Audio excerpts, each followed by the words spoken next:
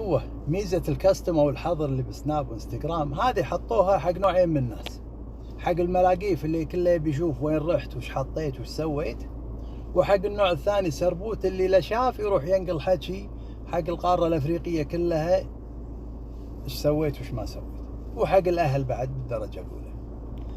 فيبقى انت مو مطلوب منك تشوف حياتي كلها، انت مو منكر ونكير، انا بمزاجي اخليك تشوف شنو وشنو ما تشوف. انا يبقى يمكن عندي هوايات اربي كتاكيت ملونه وانا قايل لك اني صقار، انا ما بيك تعرف كل شيء. انا يمكن عندي احب البس شخصيات بالويكند، مره شرطي مره بارني مره كيفي، يعني انت مالك شغل.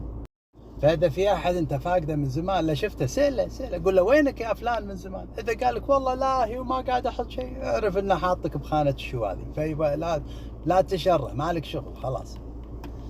زين الحين انا ما ادري والله هالويكند شلبس اي شخصيه، طرزان زين. يلا